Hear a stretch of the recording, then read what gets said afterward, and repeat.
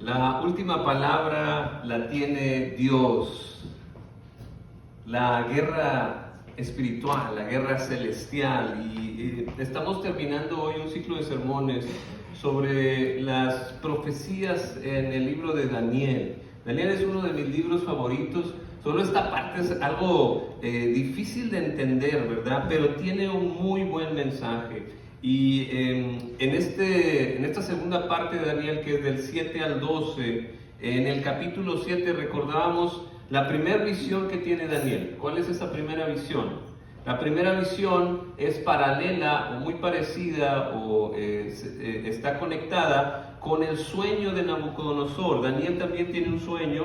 El sueño de Nabucodonosor era una estatua horrible de diferentes materiales, pero que llega a una roca que no fue forjada por manos humanas y destruye la estatua. Y en el sueño de Daniel, Daniel sueña con unas bestias horribles, ¿verdad? Y luego sueña también con alguien que viene de las nubes, que no sale del mar, sino que viene de las nubes, alguien con aspecto humano. Y pues por supuesto esta roca y con aspecto humano es Jesús, y a Jesús, a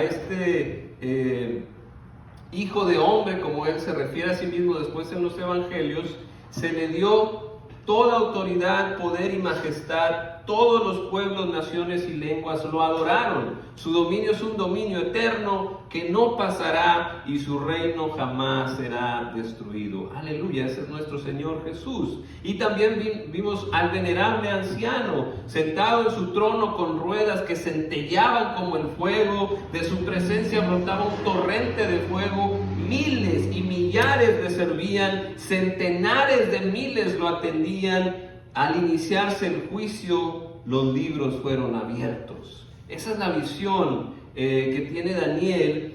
Y en la visión también hay enemigos. Hay un enemigo que tiene estas bestias, ¿verdad? Que tienen los cuernos, que son los reyes, que representan estos reinos. Pero fíjese lo que pasa al final. Los jueces tomaron asiento y al cuerno se le quitó todo el poder y se le destruyó para siempre. Entonces esa visión estuvo buenísima. Y luego tuvo otra. En el capítulo 8 hay otra visión, y ahora es la de un carnero y un macho cabrío, que al igual siguen representando reinos, ¿verdad? Es el reino medo-persa y el reino de Grecia, ¿verdad? Entonces primero está el reino medo-persa con este carnero, pero luego llega el macho cabrío y lo destruye, y salen estos cuernos, ¿verdad? Que son los reyes. Pero el final de la visión es el mismo. Este cuerno que se creía superior destruirá a mucha gente que creía estar segura, y se enfrentará al príncipe de los príncipes, pero será destruido sin intervención humana. Y de nuevo vemos el mismo patrón. Los enemigos de Dios son destruidos. Al final gana Dios. La palabra final siempre la va a tener Dios, sin problemas y a su tiempo. Y esto se lo digo para que no se preocupe cuando usted se tope en la Biblia con estas lecturas apocalípticas. Ese es el mensaje. Al final Dios tiene la última palabra y Él siempre va a dominar el mal y se van a acabar los enemigos de Dios. Yo quiero que se quede con esa paz, con esa confianza de saber que los enemigos, que estas bestias horribles que parece que dominan y que nadie puede contra ellas, van a desaparecer con el poder de Dios en algún día, que Él tiene ya sentenciado. No sabemos cuál es, y no se ponga a buscar porque va a quedar en ridículo, porque nadie sabe, ni siquiera el Hijo de Dios sabe. Entonces no se preocupe por los tiempos, porque ¿qué tal si viene Jesús hoy? Mejor todos los días póngase a cuentas con Dios y actúe lo mejor que sea, lo mejor que pueda, porque cuando venga el Señor, qué bueno que lo encuentre haciendo lo que debe de hacer, siendo un buen padre de familia, una buena mamá, un buen hijo, un buen estudiante, un buen trabajador, un buen ciudadano, un buen miembro de la iglesia, parte del ejército celestial. Que cuando el Señor venga diga: bienvenido, qué bueno que fuiste fiel, entra al gozo de tu Señor. Así que no se preocupe por los tiempos, por las semanas, las 70 años, las 7 semanas, los grupos de 7, no se preocupe por eso.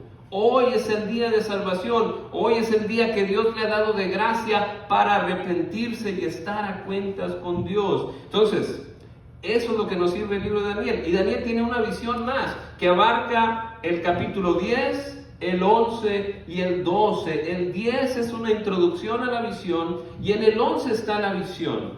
Y esa visión es lo mismo. Reinos que se pelean entre ellos y en medio está el pueblo santo de Dios, quien es llevado cautivo y que lo están siempre oprimiendo, ¿verdad?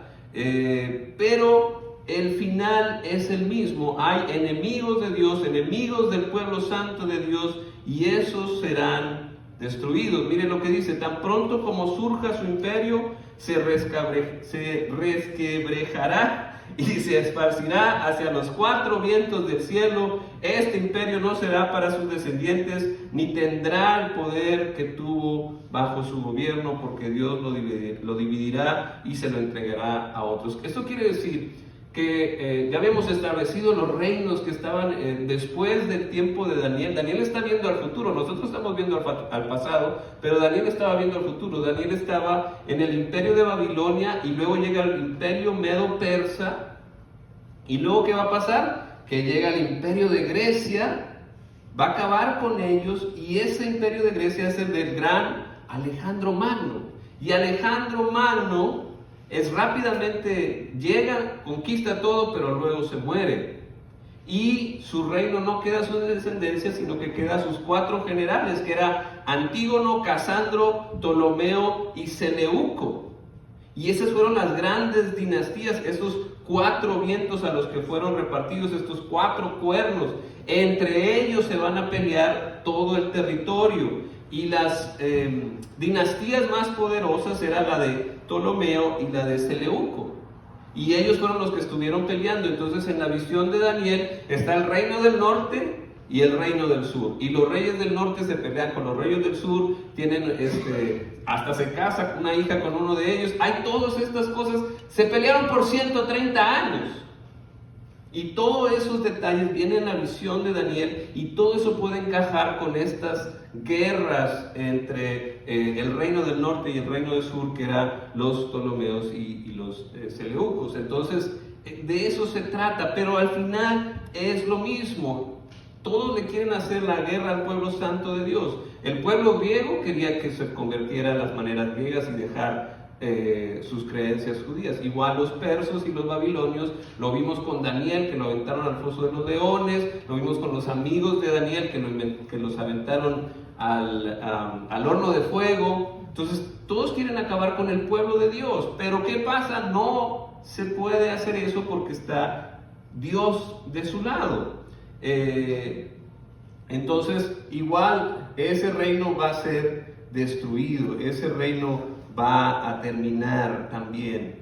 Entonces, el punto es, yo lo que quiero que vea es lo que nos revela a Daniel, el libro de Daniel. Aparte de que Dios siempre va a tener la victoria al final en su tiempo, hay otra cosa que quiero que ponga atención, y eso es que hay una guerra espiritual, hay esta guerra celestial, esta guerra cósmica. En el capítulo de 10 es una introducción a la visión, pero mire lo que le pasa. Daniel empieza a tener la visión y dice esto: levanté los ojos y vi ante mí un hombre vestido de lino, con un cinturón de oro muy refinado. Su cuerpo brillaba como el topacio y su rostro resplandecía como el relámpago. Sus ojos eran 2 antorchas encendidas, y sus brazos y sus piernas parecían de bronce bruñido. Su voz resonaba como el eco de una multitud.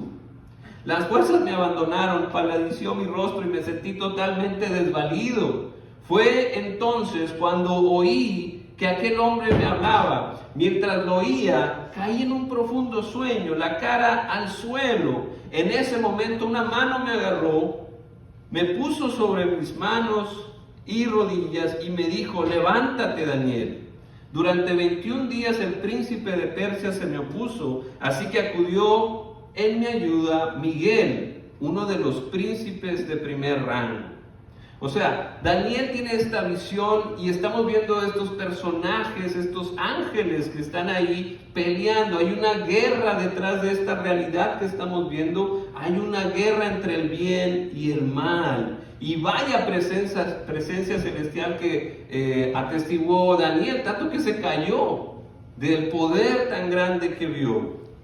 Una vez más, el de aspecto humano me tocó, me infundió fuerzas, al tiempo que me decía: la paz sea contigo, hombre altamente estimado, cobra ánimo, no tengas miedo. Y es bonito recordar que hay fuerzas poderosas que buscan ayudarnos.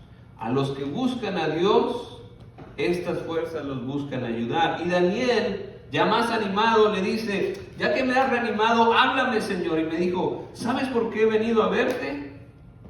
Pues porque debo volver a pelear contra el príncipe de Persia, y cuando termine de luchar con él, hará su operación el príncipe de Grecia. O sea, uno tras otro. Hay una batalla, y lo que quiero que entiendas es que hay una guerra cósmica entre el bien y el mal. Hay una guerra que empezó desde el Antiguo Testamento, ¿verdad? Con la serpiente, y luego Dios quiere acabar con el mal por medio del diluvio, y luego por medio de ejércitos busca acabar con el mal, la conquista de la tierra prometida. Pero pasa algo: el mismo pueblo de Dios se vuelve enemigo de Dios, porque vuelve a hacer, o más bien hace las mismas cosas que los pueblos que estaba buscando exterminar Dios. Y en ese contexto es el que Daniel tiene esta visión, donde el pueblo de Dios también es enemigo de Dios. ¿Y qué pasa ahí? Pues también recibe castigo. Por eso eso no cambia hasta que llega Cristo. Cuando llega Cristo, llega el Evangelio, las buenas noticias, la guerra santa cambia. De exterminio de la gente a exterminio del mal. Y eso se logra solo con el Evangelio.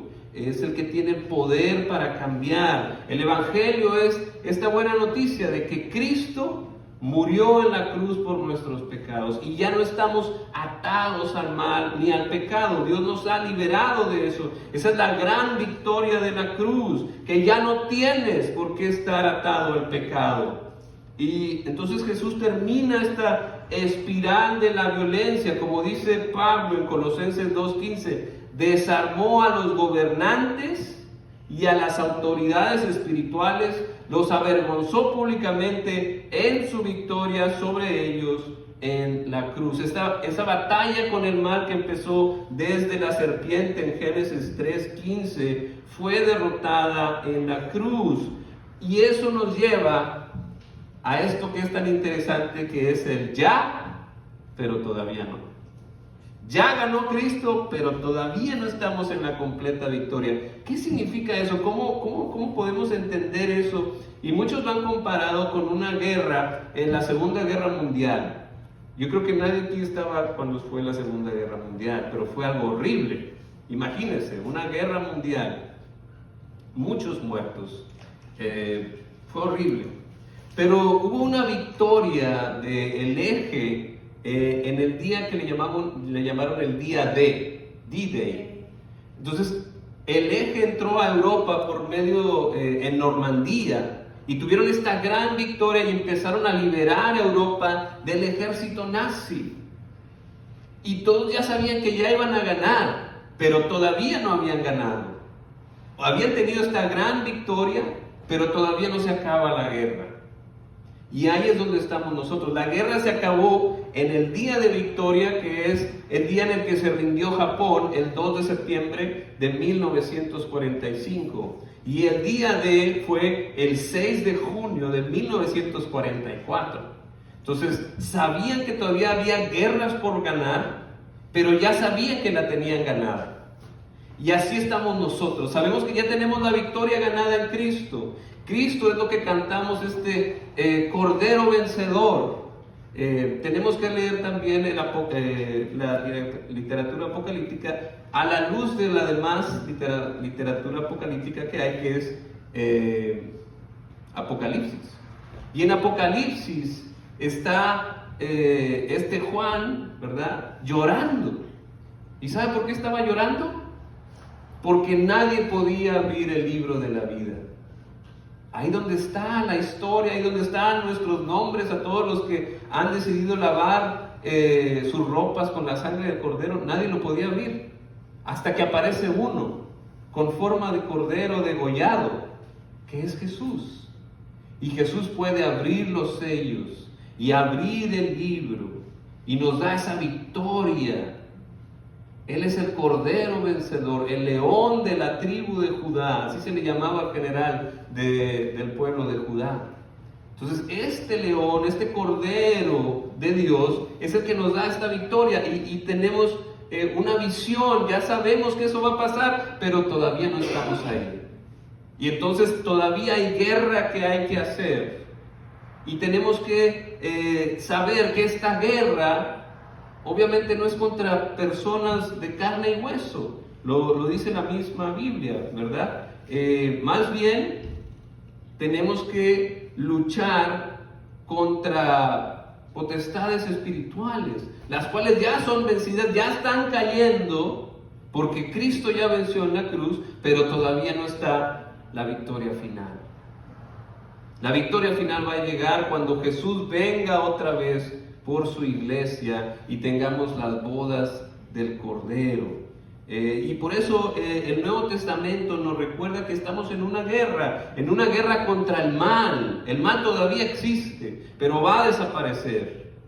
Ya tenemos la victoria segura, pero hay que llegar a ese momento. Y Efesios 6 nos dice: póngase toda la armadura de Dios para poder mantenerse firme contra todas las estrategias del diablo. Pues no luchamos contra enemigos de carne y de hueso, sino contra gobernadores malignos de autoridades del mundo invisible, contra fuerzas poderosas de este mundo tenebroso, contra espíritus malignos de los lugares celestiales. Tenemos 3 frentes de batalla que tenemos todavía que trabajar.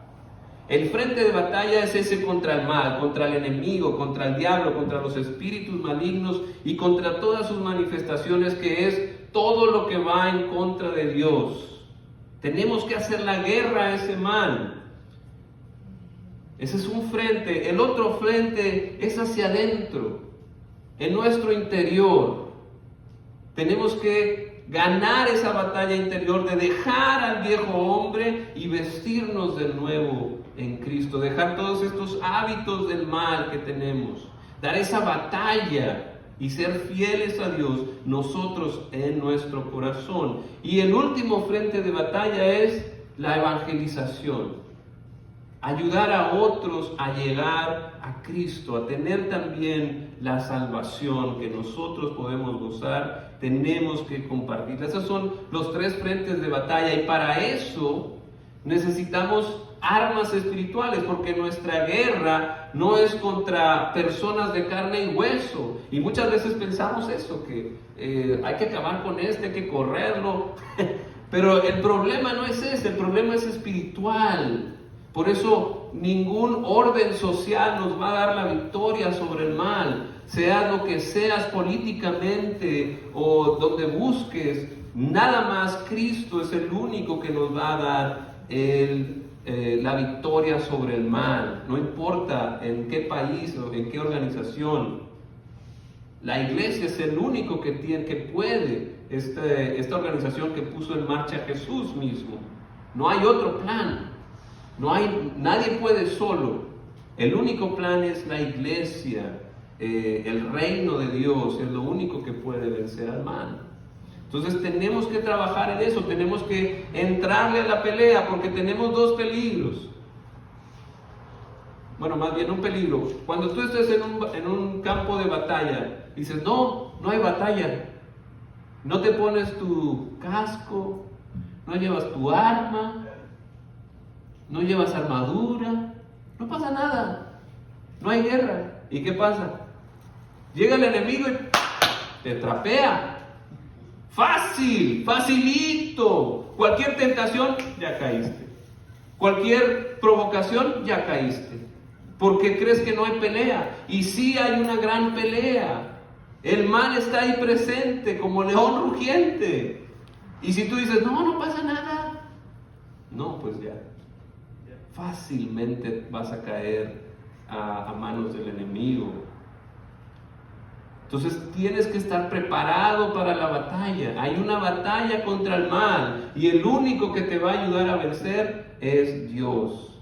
Por eso dice las armas, dice Pablo, las armas con las que luchamos no son de este mundo. De nada te va a servir una pistola, una resortera, un bate. Las armas con las que luchamos no son del mundo, sino que tienen poder divino para derribar fortalezas. Poder divino para derribar fortalezas. ¿Cómo le hizo Jesús? No traía ni siquiera una espada. Y no quería que nadie usara la espada. ¿Cómo le hizo? Con amor. Con amor. ¿Cómo que el amor? Con amor venció el Señor, dando su vida, sirviendo, perdonando. Destruimos argumentos y toda altivez que se levanta contra el conocimiento de Dios y llevamos cautivo todo pensamiento para que se someta a Cristo.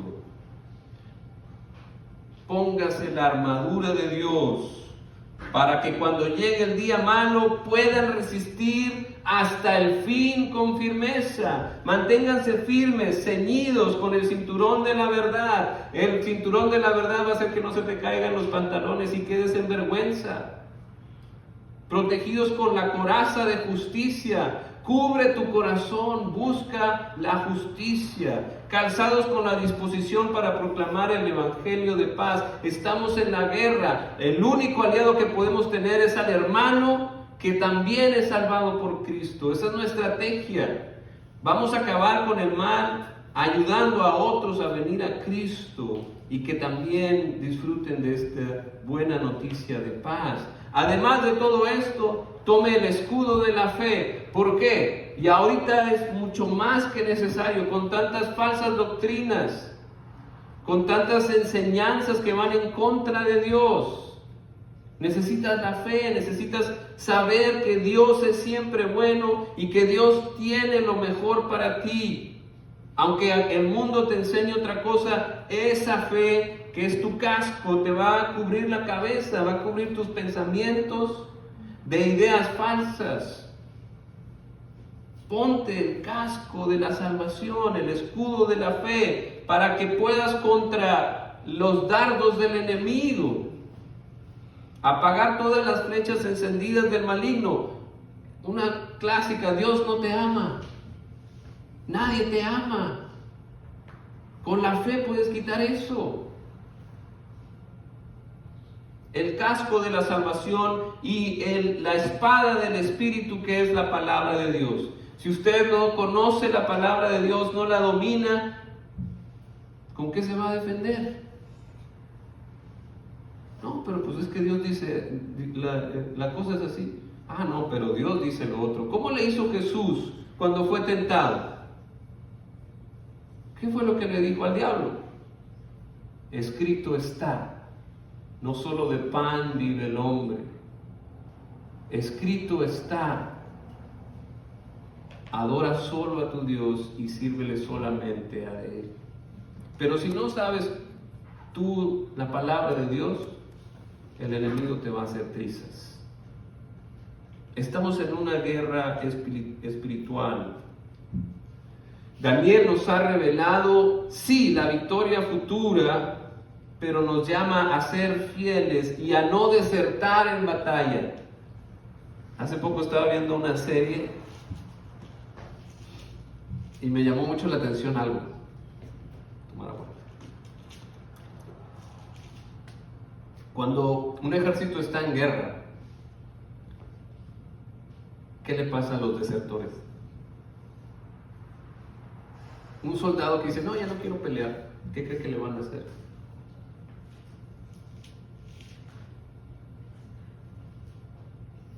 Es ejecutado.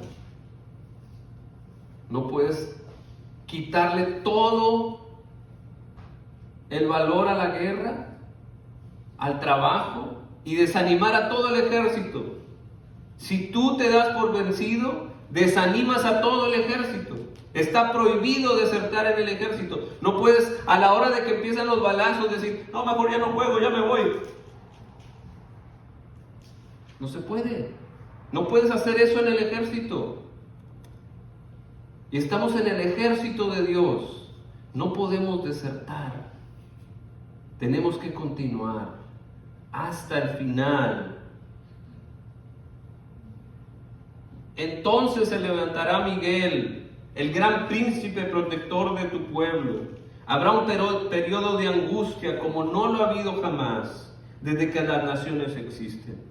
Serán salvados los de tu pueblo, cuyo nombre se haya anotado en el libro, y del polvo de la tierra se levantarán las multitudes de los que duermen, algunos de ellos para vivir por siempre, y otros para quedar en la vergüenza y en la confusión perpetuas. No creas que la muerte te va a salvar del juicio. Va a haber un juicio sobre vivos y muertos. Le entraste al ejército, ahora te quedas. No puedes desertar. Vas a quedar para vivir en la gloria por siempre o en la vergüenza por siempre. Y el libro de Daniel nos ayuda, como nos ha ayudado a todas las generaciones después de él. Y el mismo mensaje es para todos. Persevera hasta el fin y descansa, que al final de los tiempos te levantarás para recibir tu recompensa. Amén. Amén. Quiero que usted le responda al Señor con este tiempo de respuesta. Canto, en oración, respóndale al Señor a su palabra. No soy yo, es la palabra de Dios. Usted respóndale a Dios. Yo solo soy un mensajero.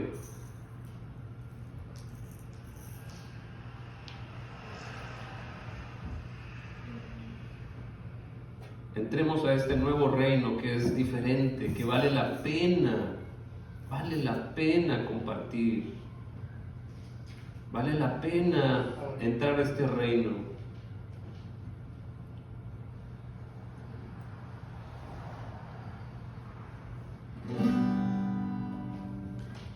Un nuevo reino está amaneciendo, un nuevo reino está naciendo, un nuevo reino está surgiendo entre las ruinas de un viejo imperio. Es un reino de paz, es un reino de amor, es un reino de justicia y libertad, donde reina la hermandad, donde reina la igualdad, donde reina el Rey de Reyes de verdad. Un nuevo reino está amaneciendo, un nuevo reino está naciendo, un nuevo reino está surgiendo entre las ruinas de un viejo imperio.